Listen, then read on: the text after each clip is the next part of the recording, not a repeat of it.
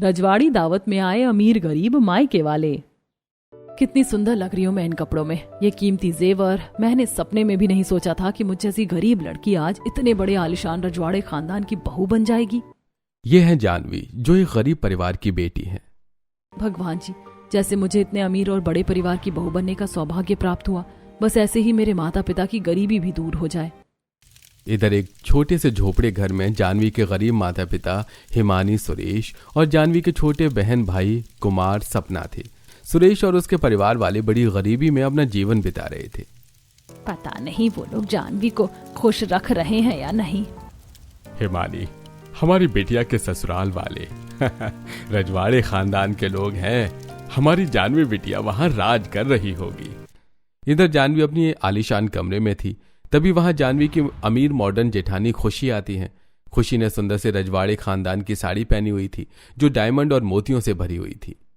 ओ, 2 कौड़ी की गरीब जानवी इतने बड़े खानदान की बहू बनकर कैसा लग रहा है? बहुत खुशी मिल रही है जेठानी जी। हाँ, खुश तो होगी ना, क्योंकि तुझ जैसी भिखारन की औकात ही नहीं थी कि तू इतने कीमती रजवाड़े खानदान के कपड़े पहन सके, इतने कीमती जेवर पहन सके। ये सुनकर जानवी दुखी हो जाती है। और एक बात सुन, यहाँ की चीजें, सोना, ये सब चोरी करके अपने मायके वालों को मत भेज देना। जेठानी जी, मैं चोरी नहीं करती। हाँ, बस बचपन से देखती आ रही हूँ तुम लोगों को। तुम जैसे फटीचर लोग कितने लालची और गरीब हो ना, सब पता है मुझे। मेरे मायके वाले गरीब जरूर हैं जेठानी जी, पर वो कभी लालच नहीं करते। अरे छोड़ ना, तू और तेरे मायके वाले मिट्टी में सोते हैं और मिट्टी में पड़े रहते हैं, फटीचर कहेंगे। तुम जैसे गरीब ना हम जैसे अमीरों की कभी बराबरी नहीं कर सकते। तभी वहां खुशी और जानवी की सास मालिनी आती है। मालिनी ने पुराने जमाने की सुंदर सा घाघरा चोली और कई सारे कीमती मोटे गहने पहने हुए थे। जानवी बहू, जैसे खुशी बहू रानी यहाँ के सभी रीति रिवाजों का पालन करती आ रही, वैसे ही अब तुम्हें भी अपनी जेठानी की तरह इस परिवार की सारी जिम्मेदारियां संभालनी है। जी माँ जी। जानवी कल ही शादी करके इस अमीर रजवाड़े परिवार में बहू बनकर आई है।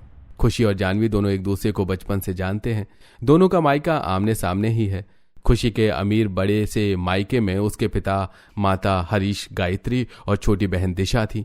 खुशी का पिता इस गांव का सबसे बड़ा जमींदार है। थोड़े समय बाद खुशी अपने कमरे में आकर अपनी माँ को कॉल करती है। हाँ बोल मेरी बच्ची। क्या बोलूं माँ, वो गरीब फटीचर जानवी मेरी देवरानी बनकर इस घर में आ गई है। बेटिया, इस बात का दुख तो मुझे भी है कि जिन गरीब लोगों से हमने जीवन भर नफरत की, आज हमारे उन्हीं दुश्मनों की बेटी तेरी देवरानी कैसे बन गई। माँ, अब तक मैं यहाँ अच्छाई का नाटक करके यहाँ सबके दिलों में छाई हुई हूँ, पर अगर उस गरीब जानवी ने अपनी अच्छाई से कुछ कर दिया ना, तो यहाँ मेरी वैल्यू ही खत्म हो जाएगी। अरे बिटिया, तू उसे वहाँ किसी की नजरों में अच्छा होने ही मत देना। वो जो भी काम करे तू उसके काम को खराब करती रहना। दोनों माँ बेटी आपस में बातें करने लगती हैं। खुशी और जानवी, इन दोनों के मायके वाले एक दूसरे से नफरत करते हैं। दोपहर का समय, जानवी अपने इस आलीशान महल जैसे ससुराल में एक सुंदर से डाइनिंग टेबल पर सबके साथ बैठी थी। वहां उसके सास ससुर मालिनी, धनराज, बूढ़ी दादी सास हेतल, जेठ जेठानी आनंद, खुशी, 2 नंद आरती, पायल और पति विनोद, ये सब थे। सबसे पुराने दौर के राजा महाराजाओं के तरीके के कपड़े पहने हुए थे। दासियों, हम सबके लिए भोजन पेश किया जाए। घर में 2 दासियां और कई सारे नौकर चाकर थे। तभी सब टेबल पर कई सारे अलग अलग किस्म के पकवान लाकर रखते हैं, जिनमें बिरयानी, पुलाव, मटर पनीर की सब्जी, राजमा और कई किस्म के कई सारे पराठे और भी कई सारी सब्जियां, ये सब थे। इतने सारे लजीज पकवान! तुमने तो पहली बार इतने सारे लजीज पकवान देखे होंगे ना, क्योंकि तुम्हारे मायके में तो हमेशा बासी दाल रोटी ही बनती है। तभी सब वो लजीज पकवान खाने लगते हैं। यहाँ मैं इतने लजीज पकवान खा रही हूँ और वहां बेचारे मेरे मायके वाले पता नहीं आज कौन सा बासी खाना खा रहे होंगे। इधर जानवी के गरीब मायके वाले कल रात की बासी आलू की सब्जी और रोटी खा रहे थे। सुरेश गांव में दूसरों के खेतों में मजदूरी करता है, जिसकी आमदनी बहुत ही कम थी। बाबा, दीदी तो अपने ससुराल में इस समय लजीज पकवान खा रही होंगी ना, क्योंकि उनके ससुराल वाले तो कितने बड़े लोग हैं। हाँ बेटा, वो रजवाड़े परिवार वाले हैं, वहाँ बहुत ही लजीज खाना बनता है। काश कि हम भी दीदी की तरह लजीज पकवान खा पाते। हमने तो जीवन में कभी अच्छे पकवान ही नहीं खाए। गरीबी के कारण सुरेश और उसके परिवार वाले कभी अच्छा खाना नहीं खा पाते थे। इधर जानवी अपने ससुराल में थी, उसकी आंखों में आंसू बह रहे थे। क्या हुआ जानवी, तुम खाना क्यों नहीं खा रही हो? वो माँ बाबा की याद आ गई। मेरे मायके वालों ने जीवन में कभी इतना लजीज खाना नहीं खाया। ये सब सुनकर दुखी हो जाते हैं। बहू रानी, तू दुखी ना हो। हर इंसान को उसके नसीब से ही भोजन प्राप्त होता है, इसीलिए तू दिल छोटा ना कर। तभी जानवी सबके साथ जीवन में पहली बार इतना अच्छा खाना खाती है। थोड़े समय बाद सब घर में थे। माँ जी, मैं घर की सफाई कर दूं? भाभी यहाँ के सारे काम नौकर चाकर करते हैं। अच्छा, तो फिर मैं क्या करूं? बहू रानी, कल तुम्हें हमारे साथ मंदिर में जाकर पूजा करनी होगी और गरीबों को सोने के सिक्के दान में देने होंगे। उसके बाद तुम इस घर में खुशी बहू रानी के साथ रसोई के कार्य कर सकती हो। तब तक तुम्हें यहाँ कुछ नहीं करना है। अगले दिन सवेरे जानवी सुंदर से रजवाड़े खानदान की साड़ी और सिर पर पल्लू लेकर बाहर सबके पास आती है। तभी हेतल एक थैली जानवी के हाथ में देती है जिसमें कई सारे सोने के सिक्के थे। बहू रानी, ये सिक्के तुम्हें गरीबों में दान करने हैं। ये परंपरा हमारे पूर्वजों से चलती आ रही है। जब भी हमारे घर कोई नई बहू आती है तो जब तक वो गरीबों में दान नहीं करती तब तक वो रसोई के कार्य नहीं कर सकती। तो अब तुम खुशी बहू रानी के साथ पैदल मंदिर तक चल कर आओ और हम सब गाड़ियों में जाएंगे। हेतल के पूर्वज राजा महाराजा थे। तभी जानवी वो सोने के सिक्कों से भरी थैली लेकर अपनी जेठानी खुशी के साथ घर से बाहर आती है। खुशी और जानवी दोनों ने सुंदर सी साड़ियां और काफी भारी भरकम सोने के गहने पहने हुए थे। खुशी बहू, हम सब गाड़ियों में मंदिर जा रहे हैं, तुम जानवी बहू के साथ पैदल मंदिर तक आओ। जी माँ जी। अब परिवार के बाकी सदस्य गाड़ियों में वहां से चले जाते हैं और खुशी जानवी दोनों पैदल सड़क से जाने लगते हैं। उनके पीछे दो नौकर भी चल रहे थे। जेठानी जी, ये कैसी परंपरा है? हमें मंदिर तक पैदल चलकर क्यों जाना है? ये परंपरा हमारे ससुराल में सदियों से चलती आ रही है। शादी के बाद मैंने भी इस परंपरा का पालन किया था। अगर जो बहू सोने के सिक्के लेकर मंदिर तक नहीं जाती तो हमारे ससुराल वाले इस बात को बहुत बड़ा अपशगुन मानते हैं। अरे बाप रे। दोनों पैदल जाने लगते हैं। करीब कहेंगी, तुझे तो मैं आज मंदिर तक ये सोने के सिक्के ले जाने ही नहीं दूंगी। अरे बाप रे, माँ जी ने मुझे सोने का नेकलेस दिया था और कहा था मुझे आज वही नेकलेस मंदिर में पहन कर आना है और मैं तो उसे घर में ही भूल गई। अरे बाप रे, अब क्या करूं? जानवी, चलना, हम 2 मिनट में वो नेकलेस लेकर आते हैं, वरना माँ जी मुझ पर बहुत गुस्सा करेंगी। दोनों वापस घर आते हैं और खुशी अपने कमरे में चली जाती है। अरे, इस बेवकूफ को अपने जाल में फंसाने का समय आ चुका है। तभी खुशी बाहर आती है। वो नाटक करके फोन अपने कान से लगाकर कहती है, जी पिताजी, बोलिए। अब जानवी समझ रही थी कि खुशी फोन पर अपने पिता से बात कर रही है। क्या जानवी के बाबा को दिल का दौरा पड़ा है? कब पिताजी? ये सुनकर जानवी के हाथ से वो सोने के सिक्कों से भरी थैली छूटकर नीचे गिर जाती है। क्या मेरे बाबा को दिल का दौरा पड़ा है? जानवी, तेरे बाबा को दिल का दौरा पड़ा है। मेरे पिताजी ने बताया कि तेरे मायके वाले सब बहुत रो रहे हैं। नहीं नहीं नहीं, मेरे बाबा को कुछ नहीं हो सकता। तभी जानवी वहां से बाहर भाग जाती है और खुशी सोने के सिक्कों से भरी उस थैली को उठाती है। आखिर फंसी गई ना ये गरीब मेरी चाल में। तभी खुशी उन सोने के सिक्कों से भरी थैली को अपने कमरे में छुपा देती है और सबके पास मंदिर में आती है। बहू रानी, जानवी बहू कहाँ है? माँ जी, वो तो अपने घर चली गई। क्या? पर क्यों? वो कह रही थी कि उसे अपने बाबा की बहुत याद आ रही है और वो एक बार उनसे मिलना चाहती है। अब मैंने उसे रोकने की बहुत कोशिश की पर उसने मेरी एक नहीं सुनी और वो सोने के सिक्के लेकर अपने मायके चली गई। जानवी बहू को यहाँ मंदिर में आना था और वो अपने उल्टे पैर लेकर अपने मायके चली गई। ये बहुत बड़ा अपशकुन हो गया। जानवी बहू को ऐसा नहीं करना चाहिए था। इधर जानवी अपने मायके आती है तो वहाँ उसका पिता बिल्कुल ठीक था।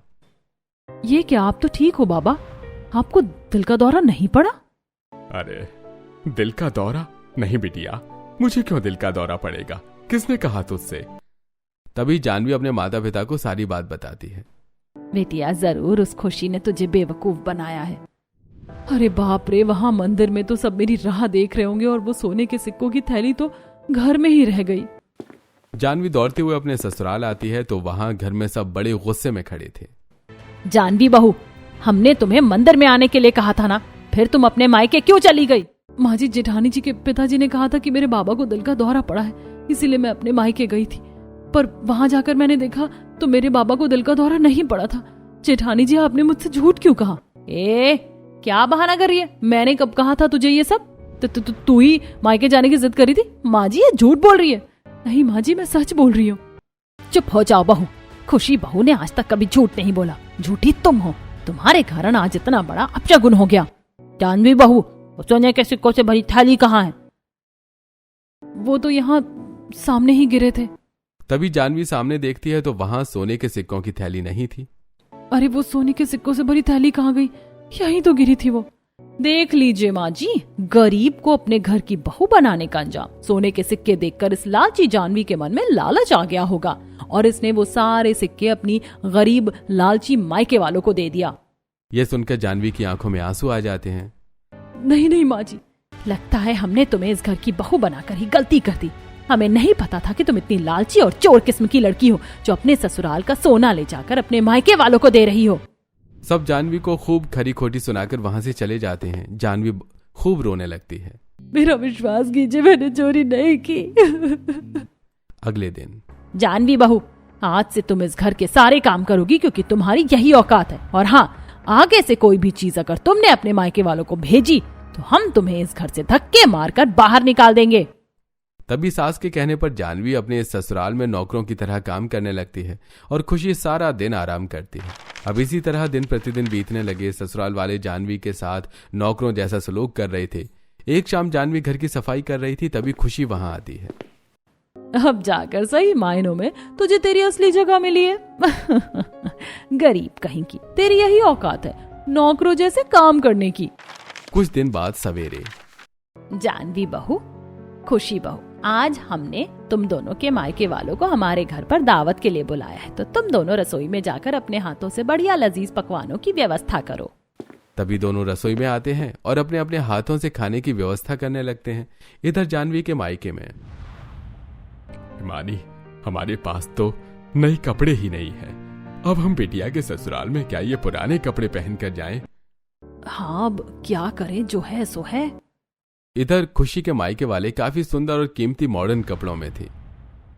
देखना गायत्री, वहां रजवाड़ी परिवार में सबसे ज्यादा मान सम्मान इज्जत हम अमीरों को ही मिलेगी। उस गरीब फटीचा सुरेश और उसके परिवार वालों को वहां कोई पूछेगा भी नहीं। हाँ, उन गरीबों की क्या औकात की वो हम अमीरों की बराबरी कर सके। दोपहर का समय, खुशी और जानवी दोनों के मायके वाले मालिनी के घर आते हैं। देखो देखो उन फटीचर लोगों को, अपनी बेटी के ससुराल में भी ये कैसे भिखारियों की तरह मैले कपड़े पहनकर आ गए। हरीश और गायत्री सुरेश के परिवार के पहनावे पर हंसने लगते हैं। तभी सब अंदर घर में आते हैं तो हरीश और उसके परिवार वाले सोफे पर बैठ जाते हैं। अब जैसे ही सुरेश और उसके परिवार वाले सोफे पर बैठने लगते हैं, ऐ सुरेश, वहां सोफे पर नहीं, नीचे बैठो तुम लोग। तुम जैसे गरीबों की औकात नहीं है हम अमीरों के साथ इस सोफे पर बैठने की, नीचे बैठो। तभी वहां मालिनी और सब आते हैं। समधी जी, ये क्या तरीका है इनसे बात करने का? जैसे आप हमारे समधी हो वैसे ही ये भी हमारे समधी हैं। सुरेश भाई साहब, आप सब यहाँ सोफे पर बैठिए। सुरेश और सब सोफे पर बैठ जाते हैं। हरीश जी, ये लोग तो इन गरीबों की तुलना हम अमीरों के साथ कर रहे हैं। हम इतने अमीर और ये इतने गरीब, फिर इन्हें क्यों यहाँ इतना मान सम्मान मिल रहा है? तभी हेतल सोने के जेवर और सोने के बिस्किट लेकर वहां आती है। हमारे पूर्वजों से एक परंपरा चलती आ रही है कि जब भी हमारे घर समधी आते हैं तो हम महिलाओं को सोने के जेवर और आदमियों को सोने के बिस्किट भेंट में देते हैं। बहू रानी, इन लोगों को ये भेंट दे दीजिए। तभी मालिनी हरीश, गायत्री और दिशा को सोने के जेवर और सोने के बिस्किट देती है। बहू रानी, अब यही भेंट जानवी बहू के मायके वालों को भी दीजिए। तभी मालिनी हिमानी और उसके परिवार वालों को भी सोने के बिस्किट और सोने के गहने भेंट में देती हैं। समधन जी, इसकी क्या जरूरत थी? आपने इतने प्रेम से हमें अपने घर पर आमंत्रित किया, वही हमारे लिए बहुत है। अरे रख लीजिए हिमानी जी, वरना आप फिर से अपनी बेटी को यहाँ चोरी करने को कहोगी। अब आप जैसे लालची लोगों को तो हम बहुत अच्छे से जानते हैं। ये सुनकर हिमानी और सब दुखी हो जाते हैं। समधन जी, हमारा विश्वास कीजिए, हमने जानवी बिटिया से कोई सोने के सिक्के नहीं लिए। बस बस, सब जानते हैं हम। थोड़े समय बाद सब घर में डाइनिंग टेबल पर बैठे थे और सामने खुशी और जानवी के बनाए कई सारे तरह तरह के लजीज पकवान, भिंडी मसाला, दाल तड़का, हरी सब्जी, पालक पनीर के पकौड़े, दाल मखनी, बिरयानी, पालक शाही पनीर, पालक पनीर और भी कई किस्म के अलग अलग पकवान थे। इतने सारे पकवान? दीदी, आपने तो बहुत सारे पकवान बना लिए। ये क्या, ये गरीब फटीचर लोग हमारे साथ बैठकर खाना खाएंगे? हाँ, इन्हें नीचे बिठाइए समधन जी। इन गरीबों की औकात नहीं है हम अमीरों के साथ बैठकर खाना खाने की। ये सुनकर जानवी दुखी हो जाती है। देखिए भाई साहब, आप दोनों परिवार वालों के बीच क्या भेदभाव है, इस बात से हमें कोई मतलब नहीं। हमारे घर आए मेहमान हमारे लिए एक समान होते हैं। हम मेहमानों में अमीरी और गरीबी नहीं देखते, इसलिए जो सम्मान आपको यहाँ मिल रहा है वही सम्मान जानवी बहू के मायके वालों को भी मिलेगा। इसलिए आप सब खाना खाइए। सभी सब खाना खाने लगते हैं। अब जीवन में पहली बार अपने मायके वालों को इतने अच्छे पकवान खाते देखकर जानवी बड़ी खुश होने लगती है। भगवान जी, आपका बहुत बहुत धन्यवाद कि आज मेरे मायके वाले पहली बार इतना अच्छा खाना खा पा रहे हैं। समधन जी, खाना सच में बहुत ही स्वादिष्ट है। आपका बहुत बहुत धन्यवाद समधन जी कि आपने हमें अपने घर दावत पर बुलाया और हमें इतने मान सम्मान, इतनी इज्जत दी। हम आपका यह एहसान जीवन भर नहीं भूल पाएंगे। थोड़े समय बाद सबका खाना हो जाता है। इधर खुशी के कमरे में उसका पति आनंद था। तभी अलमारी के अंदर आनंद को वही सोने के सिक्कों से भरी थैली दिखाई देती है। अरे, ये तो वही सोने के सिक्कों से भरी थैली है जो दादी माँ ने जानवी को दिए थे। ये यहाँ कैसे आई? तभी आनंद वो सिक्कों से भरी थैली लेकर बाहर आता है और वो सबको दिखाता है। अरे बाप रे, ये सोने के सिक्कों की थैली इनके पास कैसे आ गई? खुशी बहू, ये सोने के सिक्कों की थैली तुम्हारे कमरे में कैसे गई? माँ जी, वो अच्छा, तो ये सोने के सिक्के तुमने चुराए थे और इल्जाम जानवी बहू पर लगा दिया था। ये सब क्या है खुशी? तुमने सोने के सिक्कों की चोरी की थी? तभी सब खुशी को बुरा भला कहने लगते हैं। मुझे जेठानी जी को बचाना होगा। माँ जी, ये सोने के सिक्कों से भरी थैली जेठानी जी के कमरे में मैंने ही छुपा कर रखी थी। ये सुनकर सबके होश उड़ जाते हैं। क्या? जानवी बिटिया, तूने चोरी की थी? मुझे क्षमा कर दीजिए। मैं ये सोने के सिक्के अपने माता पिता को देकर इनकी गरीबी दूर करना चाहती थी, इसलिए मैंने ये सिक्के जेठानी जी के कमरे में छुपा कर रख दिए थे। ये सुनकर सब दंग रह जाते हैं। बिटिया, तूने तो आज हमें किसी को मुंह दिखाने के लायक नहीं छोड़ा। जानवी के मायके वाले वहां से चले जाते हैं। तभी खुशी के भी मायके वाले वहां से चले जाते हैं। रात का समय जानवी अपने कमरे में अकेली बैठी थी। तभी वहां खुशी आती है। जानवी, वो सोने के सिक्के तो मैंने अपने कमरे में रखे थे, फिर तूने सबसे झूठ क्यों कहा? वो इसलिए जेठानी जी, क्योंकि आपकी इस घर में बहुत इज्जत बनी हुई है। आप सबकी नजरों में अच्छी होकर सबको पता चल जाता कि वो सोने के सिक्के आपने चुराए थे, तो सबकी नजरों में आपकी इज्जत चली जाती। और इज्जत बनाने में इंसान को सालों लग जाते हैं, पर गंवाने में एक पल नहीं लगता। ये सुनकर खुशी की आंखों में आंसू आ जाते हैं। तूने मेरी इज्जत बचाने के लिए सारा इल्जाम अपने सर लेकर तू खुद सबकी नजरों में बुरी बन गई। मैं तो पहले से ही आप सबकी नजरों में बुरी हूँ जेठानी जी, इसीलिए मैंने ऐसा किया ताकि आप यहाँ किसी की नजरों में बुरा नहीं बने। ये सुनकर जानवी खुशी को गले लगाकर रोने लगती है। मुझे माफ कर दे जानवी, तू इतनी अच्छी है और मैं तेरे साथ इतना बुरा करती आ रही थी। मुझे माफ कर दे बहन। जानवी की अच्छाई देखकर खुशी को बहुत रोना आता है और उसका पत्थर जैसा दिल भी मोम की तरह पिघल जाता है। उसके बाद से खुशी ने जानवी को सताना हमेशा के लिए बंद कर दिया और वो जानवी के साथ बहन की तरह रहकर खुशी खुशी उसके साथ अपना जीवन बिताने लगी।